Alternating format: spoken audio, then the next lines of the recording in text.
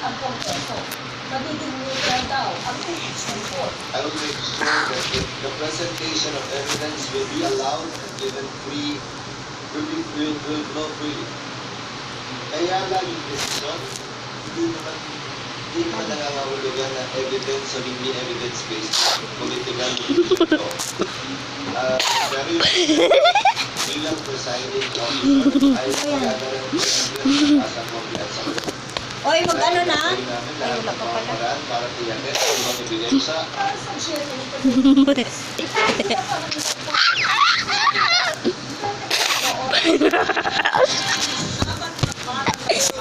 kinulong at pinagdado ng sarili nilang ina sa kanilang bahay sa Lapu-Lapu City, Cebu ang nasagip. Pinagdado niya ang mga bata sa takot na madisgrasya sa labas habang siya'y naghahanap umano ng pera. Nakatutok si Luan Mayor Dina ng GMA Regional TV. Ano ma? Ipuntain ka niyo ba? Ano ma? Councilor Mark Sardo. Paano? Buhay ng mga bata sa isang bahay ng Lapu-Lapu City. Mali pa rin yan. Yan ang mga batang. What? What? Papa, manikaon? Wala pa? Wala pa eh. Ang mga bata naiwan sa loob ng nakakandadong bahay nang walang kasama kaya inireport ng kapitbahay sa mga otoridad. Nirescue sila kagabi ng mga kawani ng Barangay Council for the Protection of Children. Pwede kasi madisgrasya yan eh. Lalo ko lang kaya. Lalo na madisgrasya yan sa labas. Ng Women and Children Protection. Kasi sila marunong mag-ano, yung mga gobyerno kasi minsan hindi rin sila tama kasi. Diba guys? Binigyan nila ng... Ang kailangan natin ay mag-vlog. Hindi na natin kailangan mag... Ang only way na makaluba o makapaagli sa pultahan ay ang serious level. Di ba ang mga bata sa barangay hall parang pagkain sa tulog. Kaninang umaga lang, nalaman ng 20 anyos na ina ng mga bata ang nawang pag-rescue sa kanyang anak. Ayon sa ina, umalis siya ng bahay para maghanap ng pera pangtusto sa kanilang pang-araw-araw na pangangailangan. Iniwan daw niya ang mga anak na may pagkain at tubig at itinandado sila sa bahay sa takot na madisgrasya kapag nakalabas. Aminado siya na mali ang kanyang ginawa. Ano talaga?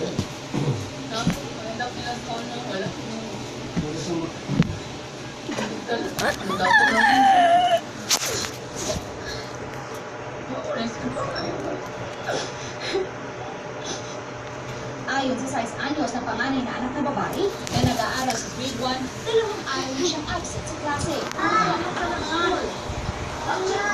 Halit. Halit. Halita mag-kwarta akong mama.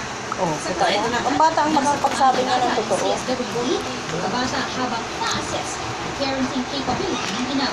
Para sa GMA Regional Kasi TV, ano yan eh, minority yan dyan eh. Ipukulong yan Buwan talaga. Dina, ng 24 oras. Kung hindi niya ikulong yan, maaaring makalabas. Ang pagbundok ng Chinese warship sa loob ng exclusive economic zone ng bansa.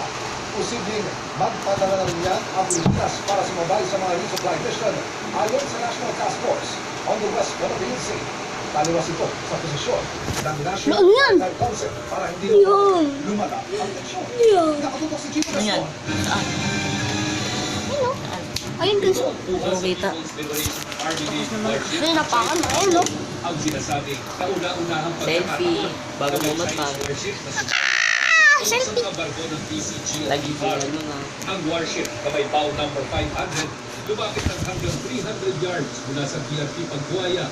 Kasunod ng insidente ito, sabi ng National Task Force sa West Philippine Sea, posibleng i-deploy na rin ng Philippine Navy ang mga warship ng Pilipinas para sumabay sa mga ginagawang resupply mission ng parang PCG sa mga bagong ng Pinoy. Bagamat ayaw daw ng Pilipinas ng gulo, ang China ang naunang nagpadala ng kanilang militar at hindi ang Pilipinas. So, yan guys ha. Kaya panawagan nila sa China. Ayusin ko to para Ginagawang makatulog. paghaharap at pagdidipit sa mga barko ng Pilipinas.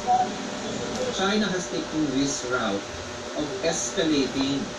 That's what I want to emphasize. Bihado sila dahil yung nagbablock sa kanila ay planned Navy ship ng PRC. So in reaction to that, the Philippine government reserves the right to also deploy the Philippine Navy.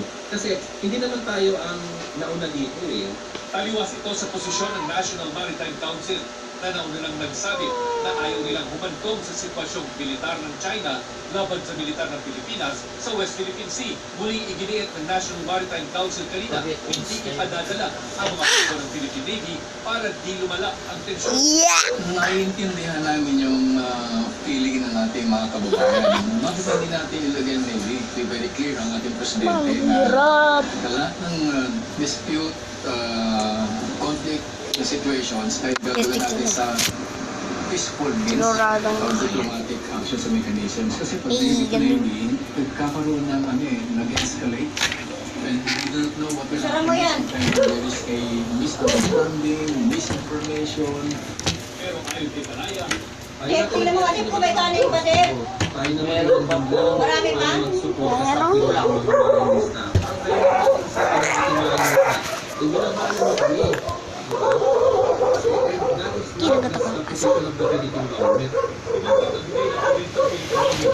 pero sa isang statement, sabi ng Philippine Navy, nagmamasid Lord lang yan. sa lahat na nangyayari. Kita nyo to? Panghampas ko to. Para sa GMA Integrated News, Lugar. Ako! Ayun ako! Alis! Deb, ano yung mga yung aso, Deb? Kaya nagtutog na naman ng ano?